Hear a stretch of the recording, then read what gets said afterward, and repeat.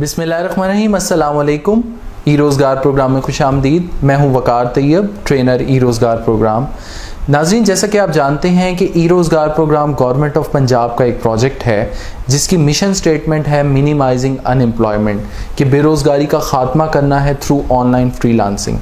ये मंसूबा जिस वक्त शुरू किया गया था उस वक्त शायद इसकी अहमियत का इतना ज़्यादा लोगों को अंदाज़ा नहीं हुआ, लेकिन इस वक्त जिस दौर से हम गुज़र रहे हैं, दुनिया इस वक्त जिस मुश्किल दौर से गुज़र रही है, तो इस वक्त लोगों को अंदाज़ा हो रहा है कि इस तरह के प्रोग्राम्स की क्या अफादियत है।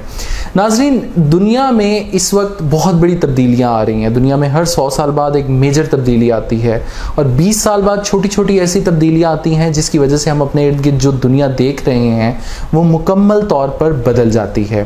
हर मुश्किल जो है वो एक मौका लेकर आती है। Every problem brings up an opportunity.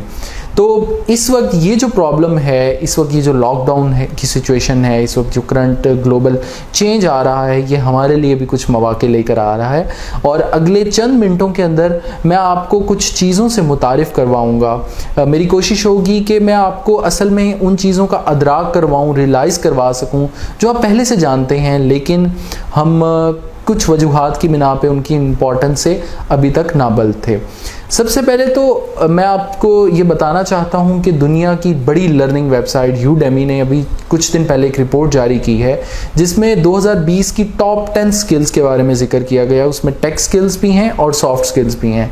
तो आप ये जानकर हैरान होंगे कि उसमें टॉप सॉफ्ट स्किल का दर्जा किसे दिया गया है। नाज़रीन, ये दर्जा दिया गया है ग्रोथ माइंडसेट को, यानी कि सीखने का माइंडसेट, यानी कि वो माइंड जो चैलेंजेस एक्सेप्ट करता है, चेंज को एक्सेप्ट करना चाहता है। तो आप सब लोग, हम सब लोग ई रोज़गार प्रोग्राम का हिस्सा हैं और मैं आपसे ये सवाल करना चाहता हूँ कि क्या आप यहाँ पर सीखने के लिए मौजूद हैं, क्योंकि दुनिया में कोई भी बड़ी कामयाबी सीखने के बगैर मुमकिन नहीं हुई। हम सीखते हैं, हम खुद को ग्रो करते हैं, हम अपनी बढ़ोतरी की तरफ जाते हैं। हम जब नई स्किल सीखते हैं, नई बातें सीखते हैं, नॉलेज सीखते हैं, उसको अप्लाई करते हैं और इस दुनिया के अंदर फिर हम एक तब्दीली लाने का सबब बनते हैं। तो ये जो पूरी दुनिया इस वक्त जिस तब्दीली से गुज़र रही है, मैं आपको बताना चाहता हूँ कि ये पहली दफ़ा नहीं हुआ। इंसान की जो मालूम तारीख़ है उसमें इंसानी तहज़ीब 4 बड़े दौर से गुजरी है, जिसमें सबसे पहले स्टोन सिविलाइजेशन, जब इंसान पत्थरों के दौर में रहता था, पत्थरों के घरों में रहता था, पत्थरों के बर्तन इस्तेमाल करता था, हथियार वगैरह। उसके बाद एग्रीकल्चर सिविलाइजेशन का दौर आया, when man realize that we can grow something out of the ground. फसलें उग सकती हैं, ज़मीन भी असल में जानदार है। तो उसके बाद एग्रीकल्चर सिविलाइजेशन का दौर आया। ट्रेड भी हमारी एग्रीकल्चर में होना शुरू हुई और इंसान ने ख़ुद को उस तहज़ीब के हवाले से ढाला। उसके बाद जब पहिया ईजाद हुआ तो इंडस्ट्रियल सिविलाइजेशन का दौर आया। मशीन्स बन गई, इंडस्ट्री लग गई, मैकेनिक्स का एक रेवोल्यूशन आया और इंसान की ज़िंदगी मज़ीद बेहतर हो गई। इसके बाद जिस दौर में हम अब जी रहे हैं इसे टेक्नोलॉजिकल सिविलाइजेशन कहा जाता है। नाज़रीन, इसके बारे में मुझे आपको ज़्यादा बताने की ज़रूरत नहीं है, लेकिन ये बात मैं आपको ज़रूर बताना चाहता हूँ कि टेक्नोलॉजिकल सिविलाइजेशन आज इस दौर के अंदर इस साल में ख़त्म होने जा रही है, जिस तरीके से मुख्तलिफ रिपोर्ट्स हैं। और वो क्यों? स्टोन सिविलाइजेशन जो है उसका अरसा तकरीबन 10 लाख साल बताया जाता है। एग्रीकल्चर सिविलाइजेशन का अरसा 6000 साल बताया जाता है। इंडस्ट्रियल सिविलाइजेशन का अरसा 250 से 300 साल के दरमियान बताया जाता है, जबकि टेक्नोलॉजिकल सिविलाइजेशन 35 साल से कम अरसे के दौरान एक नए फेज़ में दाखिल हो रही है और उसे पोस्ट टेक्नोलॉजिकल सिविलाइजेशन कहा जाता है। नाज़रीन, अगर आप गौर करें तो इंसान बेहतर होता जा रहा है, इंसान तेज़ रफ्तार होता जा रहा है, इंसान की तरक्की जो है वो ज़्यादा तेज़ होती जा रही है, उसकी रफ्तार बढ़ती जा रही है। पहले 10 लाख साल, फिर 6000 साल, फिर 250 साल और 35 साल के अरसे के बाद अब हम पोस्ट टेक्नोलॉजिकल सिविलाइजेशन, या इसे ऑटोमेशन सिविलाइजेशन भी कहा जाता है, या रोबोटिक सिविलाइजेशन भी। तो इसकी वजह यह है कि हमारे पास हिस्ट्री मौजूद है, हमारे पास उन लोगों का डाटा मौजूद है, उन लोगों की रिसर्च मौजूद है जिन्होंने अपनी ज़िंदगी जो है किसी एक काम के लिए वक्फ कर दी और हमारे लिए सारा डाटा छोड़ गए, ये सारी रिसर्च छोड़ गए, ताकि इसका इस्तेमाल करके हम अपनी दुनिया को मज़ीद बेहतर बना सकें। नाज़रीन, ये जो पोस्ट सिविलाइजेशन दौर है, पोस्ट टेक्नोलॉजिकल सिविलाइजेशन है या रोबोटिक सिविलाइजेशन जिसे कहा जाता है, इसमें कहा जाता है कि आर्टिफिशियल इंटेलिजेंस ज़माने के ऊपर हुकूमत करेगी। एक ज़माना ऐसा आएगा जब रोबोट्स हम पर हुकूमत कर रहे होंगे और ये दौर दूर नहीं है। हम जानते हैं कि ये दौर आने वाला है। हमारे लिए सबसे बड़ा चैलेंज क्या है, हमारे लिए सबसे बड़ा सवाल क्या है? इस वक्त जिस तरह के मसाइल में हम घिरे हुए हैं, इस वक्त दुनिया जिस दौर से गुज़र रही है, इसमें हमारे पास एक चीज़ सबसे ज़्यादा मौजूद है और वो है वक्त। हमारे पास इकबाल ने जब 1920 में मस्जिद कुर्तबा में अज़ान दी थी, 82 साल बाद मस्जिद कुर्तबा में अज़ान दी थी, तो उन्होंने एक नज़्म कही थी मस्जिद कुर्तबा, और ये इकबाल की सबसे बड़ी नज़मों में से एक मानी जाती है। इसके चंद पहले अशार में से हैं कि सिलसिला रोज़ो शब नक्श गरे हादसात, सिलसिला रोज़ो शब असल हयातो ममात, तेरे शब रोज़ की और हकीकत है क्या, एक ज़माने की रोज़ जिसमें नहीं दिन और रात। The time is passing. आप सोकर इसे गुजारें, आप खाने में गुजारें, आप इसको सीखने में गुजारें, आप भागने में गुजारें, टाइम इज़ पासिंग, वक्त तो गुजर ही जाएगा। लेकिन हमारा सवाल ये है कि क्या इस गुज़रते वक्त में से आप कुछ हासिल करना चाहते हैं? क्या आप अपने आप को मज़ीद बेहतर करना चाहते हैं? और जिस तरह मैंने बताया कि 2020 की इस वक्त जो टॉप स्किल है वो ग्रोथ माइंडसेट है। टॉप सॉफ्ट स्किल जो है वो ग्रोथ माइंडसेट है, कि वो जहन जो तब्दीली कबूल करता है, जो चैलेंजेस को कबूल करता है और जो आगे बढ़ना चाहता है, जो लर्निंग के न्यू फेज़ में दाखिल होना चाहता है। तो मेरा अगेन आपसे सवाल है कि क्या हम लोग इस लर्निंग के फेज़ में दाखिल होना चाहते हैं? तो ये जो पोस्ट टेक्नोलॉजिकल सिविलाइजेशन है, इसकी पूरी जो बेस है वो आर्टिफिशियल इंटेलिजेंस है। आप ये देखें कि टेक्नोलॉजिकल सिविलाइजेशन उस वक्त आई, कंप्यूटर का दौर उस वक्त आया जब इंसान ने एक एलिमेंट की खूबियों को पहचाना। हमने पहचाना, हमें पता चला कि सिलिकॉन की ये खूबी है जिसकी वजह से हमने इलेक्ट्रॉनिक्स की दुनिया में एक रेवोल्यूशन आ गया, कंप्यूटर बनना शुरू हुए, कंप्यूटिंग डिवाइसेस, और इतना ज़्यादा रेवोल्यूशन आ गया कि कंप्यूटर उस मेज़ से उठकर आपके हाथ में आ गया मोबाइल फ़ोन की सूरत में। तो नाज़रीन, इंसान ने जब एक एलिमेंट की प्रॉपर्टी को पहचाना और उसकी मदद से इतने बड़े बड़े रेवोल्यूशन सर अंजाम दे दिया, मेरा आपसे ये एक छोटा सा सवाल है, क्या हमने अपनी खूबियों को पहचाना है? क्या हमारे अंदर जो अल्लाह ताला ने ख़ासियतें रखी हैं, इतनी ज़बरदस्त ताकतें रखी हैं, इतनी ज़बरदस्त सलाहियतें रखी हैं, क्या हमने उसको पहचाना है?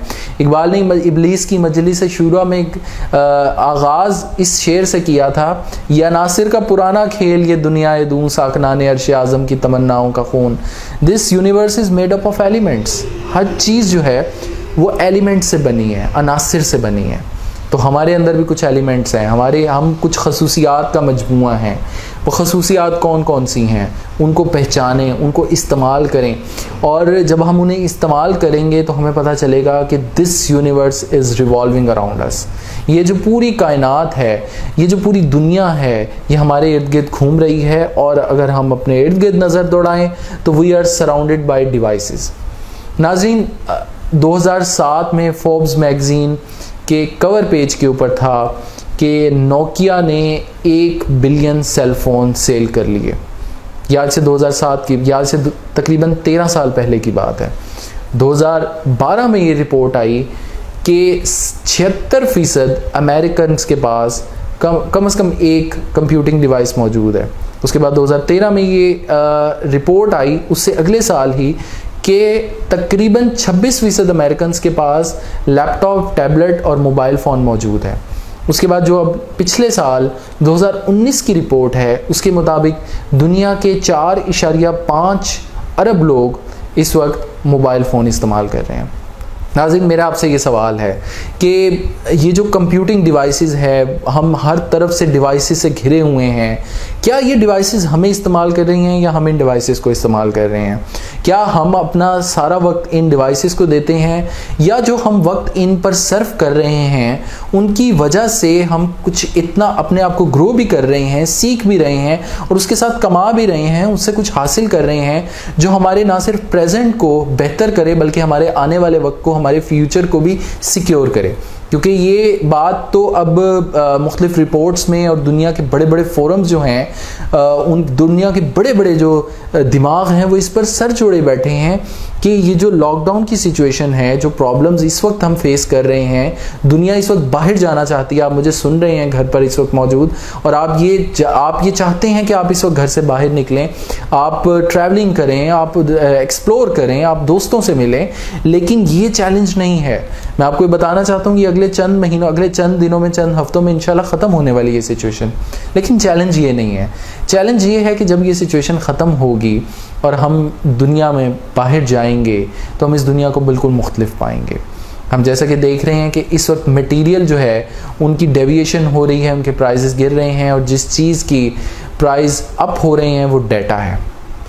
और मैं दोबारा बता चुका हूँ कि हमारे पास कंप्यूटिंग डिवाइसेस मौजूद थी, हमारे पास तमाम रिसर्च मौजूद थी, उसकी बिना पर ही आज हम इस दौर में दाखिल हुए हैं कि आर्टिफिशियल इंटेलिजेंस इस काबिल हो चुकी है कि वो आज हम पर हुकूमत करने वाली है, इसलिए क्योंकि उसके पास हमारा तमाम डाटा मौजूद है। तो मेरा आपसे अगेन सवाल है कि क्या हम वो डिजिटल स्किल सीख रहे हैं जिसकी वजह से अगले आने वाले दौर के अंदर हम सरवाइव कर पाएँ। नाजरीन, जिस तरह हमने देखा स्टोन सिविलाइजेशन, एग्रीकल्चर सिविलाइजेशन, उसके बाद इंडस्ट्रियल सिविलाइजेशन से हम टेक्नोलॉजिकल सिविलाइजेशन की तरफ आए, और अब हम पोस्ट टेक्नोलॉजिकल सिविलाइजेशन में दाखिल हो रहे हैं। एक मैं आपसे सवाल करना चाहता हूँ, अपने इर्द गिर्द नज़र दौड़ाइए, अपने घर पर नज़र दौड़ाइए, इस वीडियो को पॉज कीजिए और अपने इर्द गिर्द नज़र दौड़ाइए, अपने घर पर देखिए, अपने गली मोहल्ले में निकलिए। मुझे ये बताएं कि आप अपने इर्द गिर्द ऐसी कितनी चीज़ें देखती हैं, कितनी चीज़ें ऐसे देखते हैं जो 20 साल पुरानी हों और वो आज भी उसी तरह परफॉर्म कर रही हूँ जिस तरह आज से 20 साल पहले कर रही थी। मेरे ख्याल में आपके घर में शायद 1% से भी कम ऐसी चीज़ें होंगी, और इलेक्ट्रॉनिक डिवाइसेस या गैजेट्स जो हैं उसमें तो शायद हम कोई 10 साल पुरानी चीज़ भी इस्तेमाल नहीं कर रहे होंगे। तो मेरा आपसे ये सवाल है, हम 10 साल पुराने कोई गैजेट इस्तेमाल नहीं कर रहे तो हम 20 साल, 30 साल, 40 साल पुराने मेथड्स क्यों इस्तेमाल कर रहे हैं? हम 50 साल पुराने बिजनेसेस को क्यों इस्तेमाल कर रहे हैं? जबकि दुनिया, हम जान चुके हैं इस वक्त कि अब दुनिया जो है, दुनिया की इकोनॉमिक पॉलिसीज़ जो हैं, दुनिया की पॉलिटिक्स जो है, दुनिया की सोशल नेटवर्क्स जो हैं, वो सब कुछ बदल चुका है। तो मैं आपको इस बात की तरफ लाना चाहता हूँ कि दुनिया इस वक्त डिजिटल दौर में दाखिल हो रही है। इस वक्त डिजिटल अर्निंग का, ऑनलाइन अर्निंग का दौर है, और खुशकिस्मती से मैं आप सबसे जो बात कर रहा हूँ, हम सब लोग ई रोज़गार प्रोग्राम का हिस्सा हैं ऑलरेडी, और ई रोज़गार प्रोग्राम के अंदर आपको बेस्ट ट्रेनर्स मिले हैं जो आपको ऐसी ट्रेनिंग फराहम कर रहे हैं जिसकी वजह से कम आपकी इतनी बुनियाद ज़रूर बन जाएगी कि उसके बाद आप दुनिया के किसी भी बड़े प्लेटफॉर्म के ऊपर काम करना चाहेंगे तो आप आसानी से कर सकेंगे। मैं इस वीडियो के ज़रिए आपको बताना चाहता हूँ 10 ऐसे रीज़न्स, 10 ऐसी वजूहात कि क्यों आप ऑनलाइन अर्निंग की तरफ जाएं। क्या फ़र्क है हमारे जो ट्रेडिशनल अर्निंग है और ऑनलाइन अर्निंग, दोनों में फ़र्क क्या है। और ये जो मैं बातें आपको बता रहा हूँ ये कोई रिसर्च बेस्ड नहीं है, ये किसी ब्लॉग से कॉपी नहीं की गई, बल्कि ये एक्सपीरियंस बेस्ड है। जो कुछ मेरे साथ हुआ, जिस वजह से मैंने ऑनलाइन अर्निंग की तरफ आया, जिस वजह से मैंने इस बात को समझा, इस बात की अहमियत को समझा कि ऑनलाइन अर्निंग कितनी ज़रूरी है, और उसके पीछे एक छोटी सी वजह थी कि online earning kept me surviving. जब मैं मुश्किल हालात में था, मुश्किल दौर में था, जब मैं यूनिवर्सिटी से ग्रेजुएट हुआ था और उस वक्त करने को कोई काम नहीं था, जॉब नहीं थी, और घर का एक प्रेशर होता है आपके ऊपर कि बस सब कुछ कमा कर लाओ और कोई जॉब करनी है, किसी अच्छी जगह पर लग जाए। उसके बाद ख़ानदान का प्रेशर होता है, बेटा क्या करता है, बच्चा क्या करता है, जी इंजीनियर है तो कहीं नौकरी नहीं लगी, वापडा में लगवा दो, ये कर दो, वो कर दो। तो वो जो प्रेशर होता है, and you want to chase down your dreams, आप अपने ड्रीम्स को चेज़ करना चाहते हैं, लेकिन वो जो रास्ता है वहाँ तक पहुँचने के लिए, वो जो स्टॉप, जो पहला स्टॉप है, वहाँ तक पहुँचने के लिए आपको कोई सवारी नहीं मिल रही।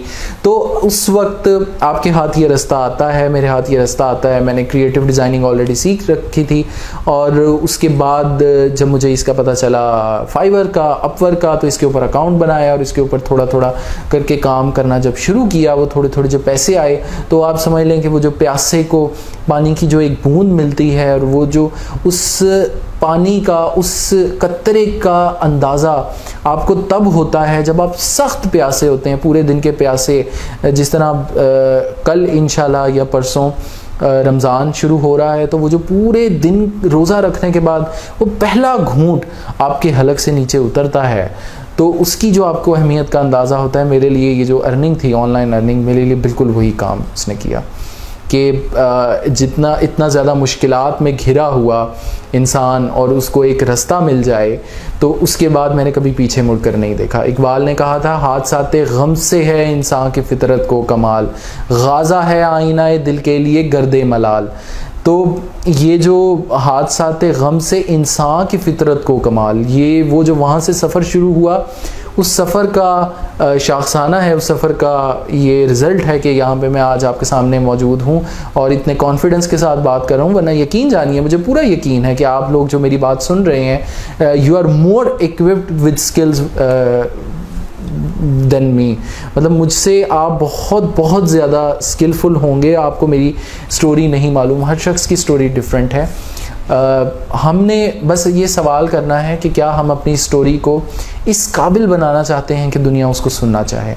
तो 10 रीज़न्स मैं आपको जिस तरह बता रहा हूँ कि क्यों आप ऑनलाइन अर्निंग की तरफ जाएं। अभी आपने इस फील्ड में कदम रखा है, अभी आपकी ट्रेनिंग स्टार्ट हुई है, कुछ लोगों के कुछ वीक्स गुजर चुके हैं, आपके जो ट्रेनर्स आपको मिले हैं उन्होंने आपको बहुत अच्छे तरीके से बहुत सी चीज़ों से इंट्रोड्यूस करवा दिया होगा। लेकिन मैं आपको ये बताना चाहता हूँ दोबारा से अपने अंदाज में, अपने अल्फाज में, कि क्यों आपको इस दौर के अंदर ये चीज़ जो ऑनलाइन अर्निंग है वो क्यों आपके लिए फ़ायदेमंद साबित होगी। नाज़रीन, सबसे पहली तो है फ्रीडम ऑफ चॉइस। आपके पास चॉइस है कि कौन सा कैरियर आप चूज़ करना चाहते हैं। अनलाइक द ट्रेडिशनल वर्ल्ड, जिस तरह हम अगर मैं एक ऐसी लड़की को जानता हूं जो न्यूट्रिशनिस्ट बनना चाहती थी, लेकिन उसका बायो का बैकग्राउंड नहीं था, तो इस वजह से उसको एडमिशन नहीं मिला और वो नहीं बन सकी। लेकिन डिजिटल वर्ल्ड के अंदर जो भी आप चीज़ ऑब्वियसली सेल कर रहे हैं वो आपने पहले सीखी है, उसमें जो आपने कैरियर बनाया है, तो उसमें चॉइस आपकी है कि आप किस फील्ड के अंदर अपना कैरियर बनाना चाहते हैं। There are plenty of fields you can choose from. तो सबसे पहले तो चॉइस आपकी अपनी है कि कौन सी चॉइस, मतलब कौन से कैरियर की तरफ, कौन सी फील्ड की तरफ आप जाना चाहते हैं। नंबर 2, आप इस वर्ल्ड के अंदर, इस फील्ड के अंदर किसी भी एज के अंदर आ सकते हैं। हमारे सामने बहुत सी एग्जांपल्स मौजूद हैं ई रोज़गार प्रोग्राम का, जहाँ पे हेडक्वार्टर है अरफा करीम टावर, एक ऐसी लड़की के नाम पर कायम किया गया है जिसने सिर्फ 9 साल की उम्र में माइक्रोसॉफ्ट सर्टिफाइड IT प्रोफेशनल का एग्ज़ाम क्लियर किया था, जिसका ख्वाब था कि पाकिस्तान में सिलिकॉन वैली बने। इसी तरीके से हमारे पास एक लड़का है जिसने 7 साल की उम्र में IT स्पेशलिस्ट बना। दुनिया की बड़ी बड़ी कंपनीज इस वक्त उसके पीछे करोड़ों रुपए लेकर फिर रही हैं कि आप हमारे पास काम करें। इसी तरह हमारे पास बेतहाशा ऐसी एग्जांपल्स हैं कि जिस तरह अमेरिका का एक लड़का है और उसने 17 साल की उम्र में एक ऐप बनाई। वो ऐप इतनी पॉपुलर हुई कि उसने याहू को $1 बिलियन के एवज उस ऐप को सेल किया।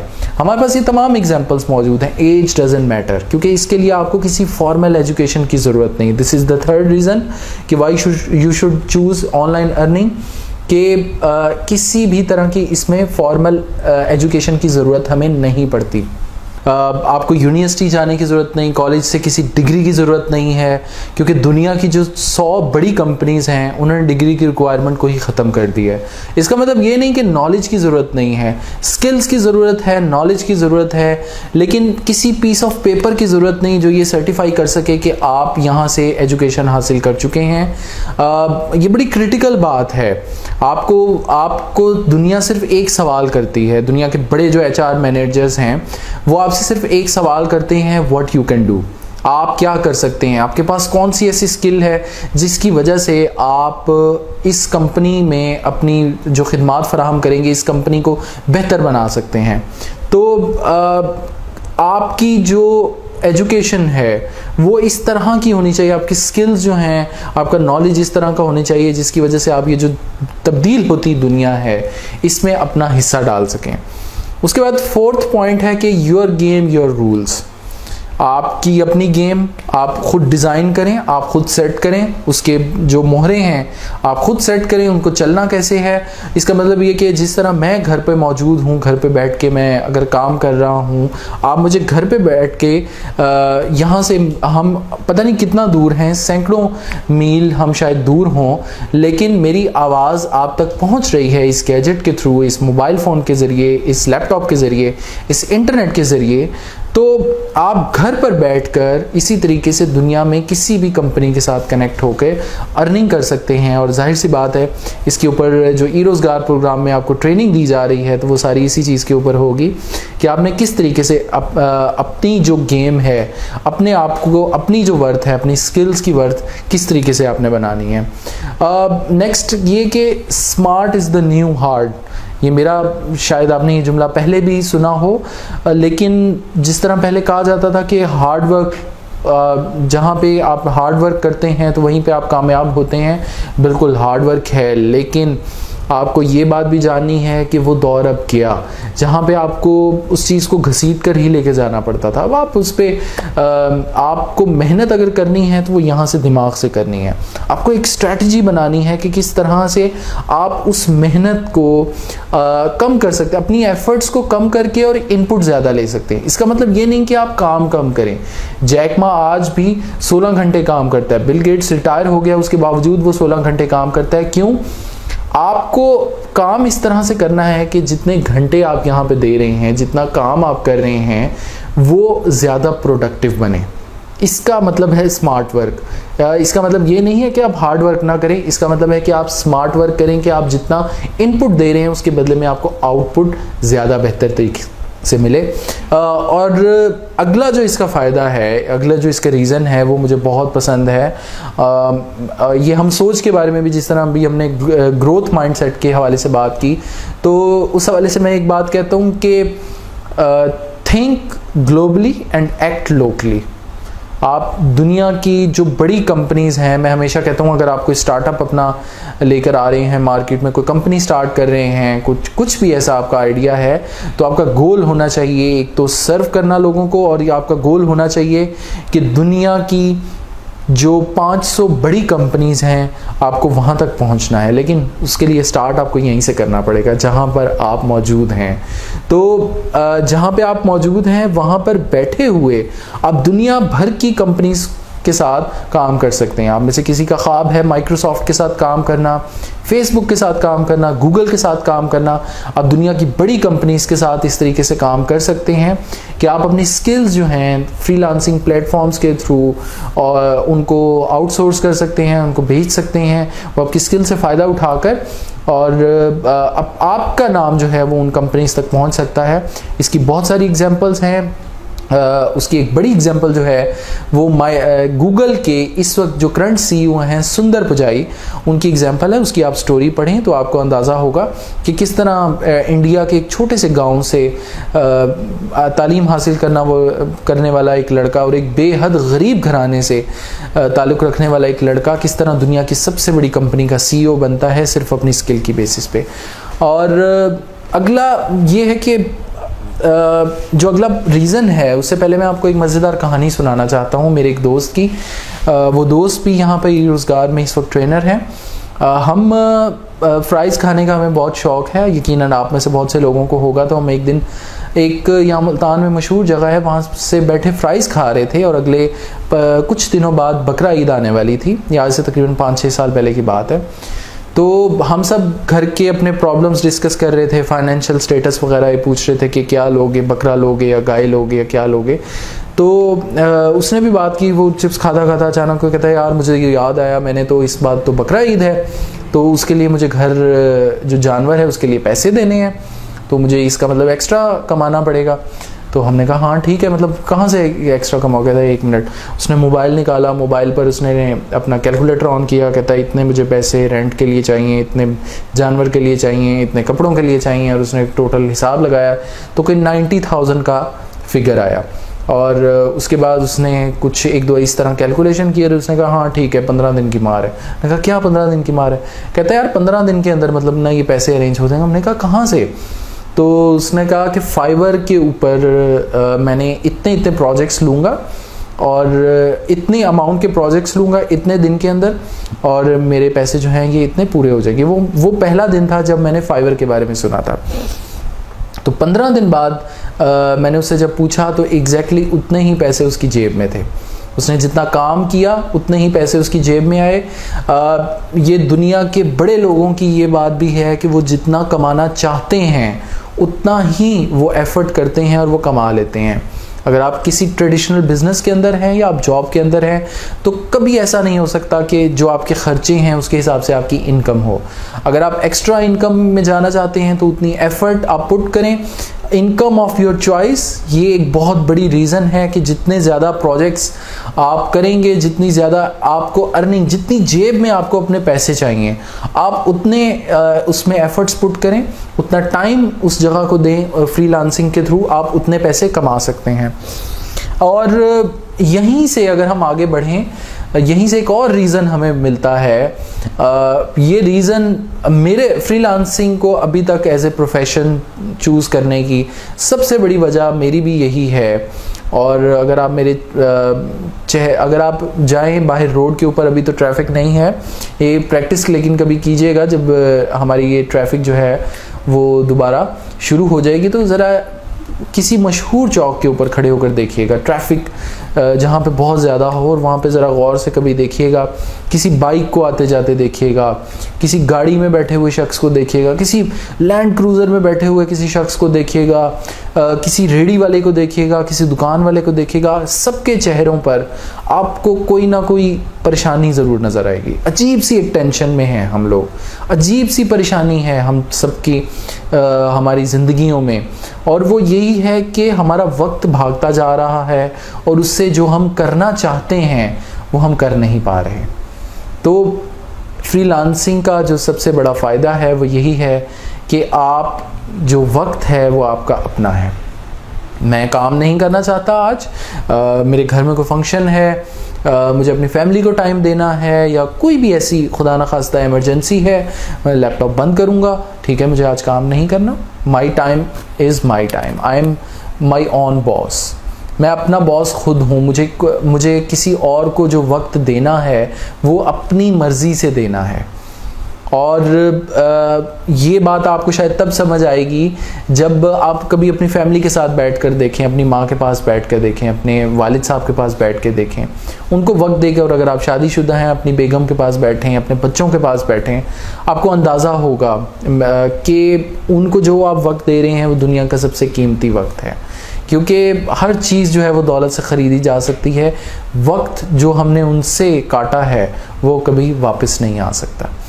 और अगली एक रीज़न हमारे ऑनलाइन वर्ल्ड जो है बहुत ज़्यादा हमारी मशहूर किस वजह से हुई, वो है कि money works for you. Passive income है कि आप अगर इस पैसिव इनकम उसको कहते हैं कि अगर आप सो भी रहे हैं तब भी आपके अकाउंट में पैसे जमा होते रहें।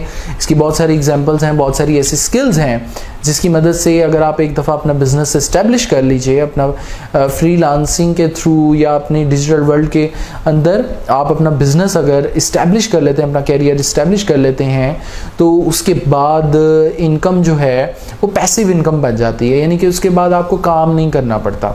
और बिल गेट्स ने यही कहा था ना कि दुनिया में अगले चंद सालों में वो तमाम बिज़नेस ख़त्म हो जाएंगे जो कि इंटरनेट पर मौजूद नहीं होंगे।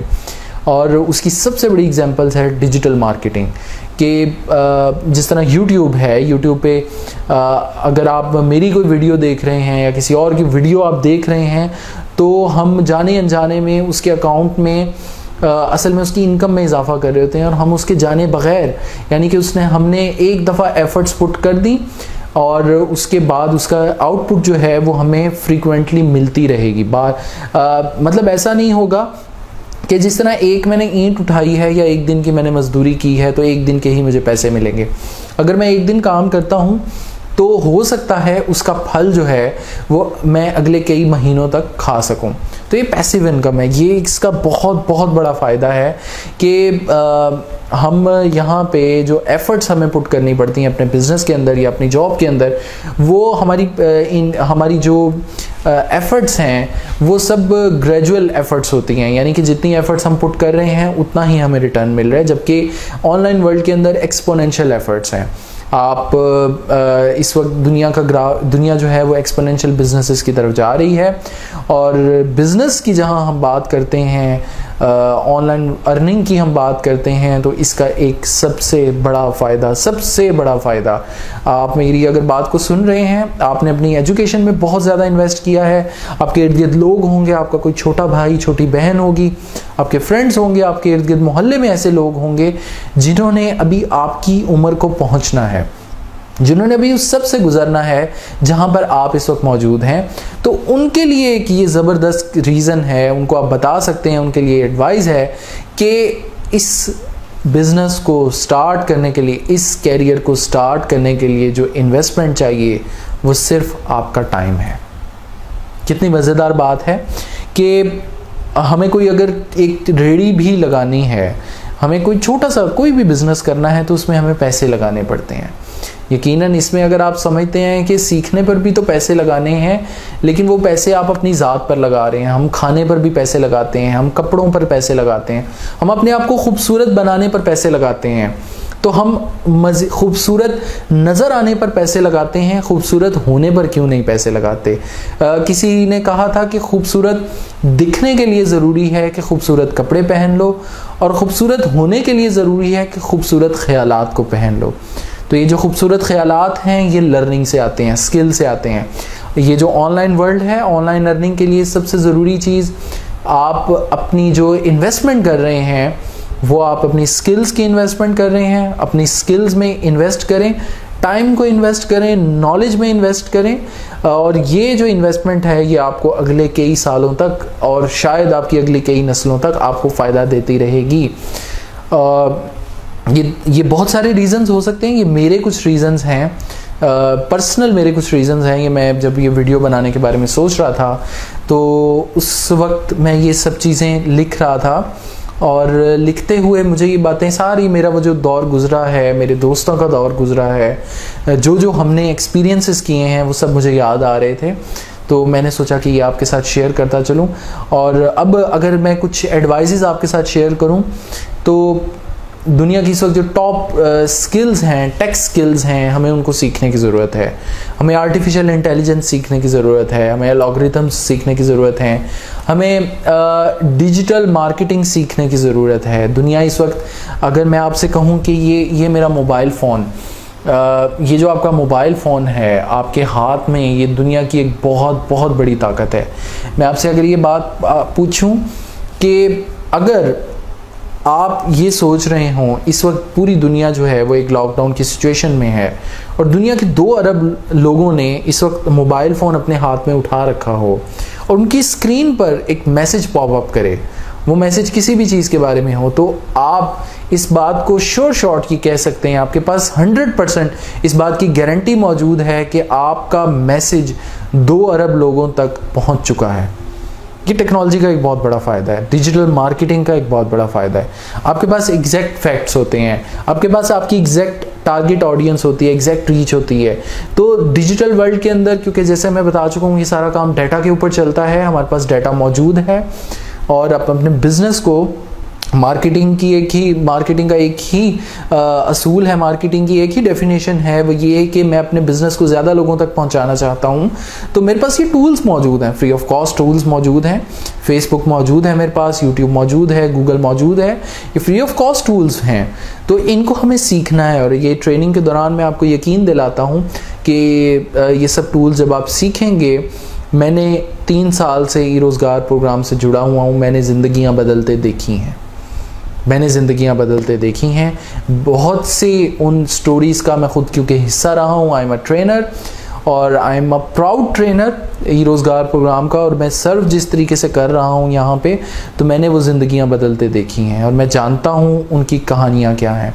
तो आप लोग जो इस वक्त मुझे सुन रहे हैं, इंशाल्लाह आप भी अगले चंद माह के अंदर, अगले चंद सालों के अंदर आप उन लोगों में शामिल होंगे जिनकी ज़िंदगी बदलेगी, और उनकी कहानी को हम भी डिस्कस कर रहे होंगे।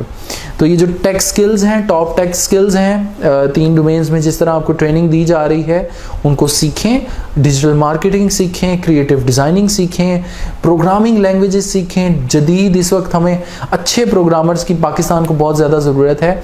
अमेरिका, इंडिया की इस वक्त जो IT की एक्सपोर्ट है वो $100 बिलियन से ज़्यादा है, जबकि पाकिस्तान की टोटल IT की एक्सपोर्ट वो $1 बिलियन से भी कम है। तो हमें अच्छे प्रोग्रामर्स की ज़रूरत है, हमें अच्छे डिजिटल मार्केटर्स की ज़रूरत है, हमें अच्छे वीडियो और एनिमेटर्स की ज़रूरत है। बड़े फ़ख्र से हम ये बात बताते हैं कि दुनिया की जो सबसे बड़ी VFX आर्टिस्ट हैं, लारे बता, वो पाकिस्तानी हैं। तो सिर्फ एक लारे बता क्यों, कितनी सारी मेरी बहनें हैं, कितनी सारी मेरे इस वक्त जो मुझे देख रही हैं, आप अपने घर में बैठ के अपनी ज़िंदगियों को बेहतर कर सकते हैं। और कुछ फ्री रिसोर्सेज हैं, कुछ फ्री प्लेटफॉर्म्स हैं, उन पे जाएं। दुनिया भर की स्किल्स वहाँ पे मौजूद हैं, आप ऑनलाइन सीख सकते हैं। यूट्यूब आपके पास एक बहुत बड़ा रिसोर्स है। इसी तरीके से यूडेमी आपके पास रिसोर्स है, उस पर हर टॉपिक पे, हर वो टॉपिक जो आप सीखना चाहते हैं उस पर वहाँ पे कोर्सेज मौजूद हैं, हर ज़बान में मौजूद हैं। इसी तरह ईडेक्स है, उसके ऊपर आप जाकर कोर्सेज भी कर सकते हैं, क्लासेस, ऑनलाइन क्लासेस ले सकते हैं। आपको दुनिया की बेहतरीन यूनिवर्सिटीज़ की डिग्री वहाँ पर ऑनलाइन मिल जाती है। इसी तरीके से इन स्किल्स को आपको सेल करना है तो fiverr.com है, upwork.com है। बेशक इसके ऊपर आपको जिस तरह हमारे बेहतरीन एक्सपर्ट ट्रेनर्स हैं वो ट्रेनिंग आपको देंगे, तो उसके बाद आपको अंदाज़ा होगा कि वाकई ही ये प्लेटफॉर्म्स, मतलब मुझे आज तक इनके बारे में क्यों नहीं पता चला। और जिस तरह ई-रोज़गार प्रोग्राम है, ये पूरा प्रोग्राम जो है आपके गिर्द घूमता है। ये पूरा प्रोग्राम जो है ये सिर्फ आपके लिए, इसका जो मेन सोर्स है, जो मेन इसका जो ये पूरा प्रोग्राम जिसके गिर्द घूमता है वो आप लोग हैं। तो प्लीज़ इसकी बेहतरी के लिए पार्टिसिपेट करें, इसके बारे में लोगों को बताएं। हमें इसके बदले में कुछ नहीं चाहिए, आपसे हरगिज़ नहीं चाहिए कुछ भी। तो हमारी ये जो पूरी टीम है ये सिर्फ एक ही उसका मकसद है, और वो ये है कि मिनिमाइजिंग अनएम्प्लॉयमेंट। ये ख्वाब कभी मैंने देखा था कि पाकिस्तान से एक दफ़ा I want to eradicate unemployment from Pakistan. और जिस तरह ख्वाजा जलालुद्दीन रूमी ने फरमाया था कि what you are seeking is seeking you, जो तुम तलाश कर रहे हो वो तुम्हें तलाश कर रहा है। तो जिस तरह मेरा ये विज़न था कि मैं पाकिस्तान से बेरोज़गारी का ख़ात्मा करना चाहता था, तो ये पूरा प्रोग्राम जो है मैं कहता हूँ कि ये मेरे लिए डिज़ाइन किया गया, ये मेरी मिशन स्टेटमेंट है। और आप इस प्रोग्राम का हिस्सा हैं। इस प्रोग्राम से ज़्यादा हासिल करें, इस वक्त से ज़्यादा हासिल करें। ये वक्त वापस नहीं आएगा। मैं इस बात को, मुझे सिर्फ ज़िंदगी में सिर्फ और सिर्फ एक पछतावा है, और कुछ भी पछतावा नहीं। और वो पछतावा ये है, मैं जब FSC में था तो मैंने ये सब चीज़ें स्टार्ट कर दी थी। मुझे सिर्फ ये पछतावा है मैंने अर्ली क्यों नहीं स्टार्ट किया। तो जहाँ मैं आज हूँ, अगर मैं उससे 2 साल पहले, 3 साल, 4 साल पहले स्टार्ट करता तो आज मैं 4 साल मज़ीद आगे होता। तो अपने आप को पहचानें, अपनी स्किल्स पे भरोसा रखें, अल्लाह ताला पे यकीन रखें, तवक्कल रखें, और ये जो असबाब आपको दिए गए हैं इनका इस्तेमाल करते हुए अपनी दुनिया को बेहतर बनाएं। क्योंकि इस दुनिया में अगर हम अपनी इस जगह को बेहतर नहीं बना रहे तो हमारे सांस लेने, हमारे ज़िंदा और जो मुर्दा लोग हैं, हम दोनों में कोई फ़र्क नहीं रह जाता। और इकबाल के इस खूबसूरत शेर के साथ मैं इख्तिताम करना चाहूँगा कि ढूंढने वाला सितारों की गुज़रगाहों का अपने अफकार की दुनिया में सफ़र कर ना सका, जिसने सूरज की शुआओं को गिरफ्तार किया, ज़िंदगी की शब तारीख सहर कर ना सका। कहाँ इकबाल ने वो 100 साल से भी ज़्यादा अरसा गुजर चुका ये शेर कहा था, जब सोलर पैनल का कोई कंसेप्ट ही नहीं था, लेकिन उन्होंने कहा कि जिसने सूरज की शुआओं को गिरफ्तार किया, ज़िंदगी की शब तारीख सहर कर ना सका। We are inevitable in science and technology. हम साइंस और टेक्नोलॉजी में तो बहुत आगे बढ़ चुके हैं, लेकिन क्या इनकी वजह से हमारी ज़िंदगी बेहतर हुई या नहीं, ये सवाल है आपके लिए मेरा।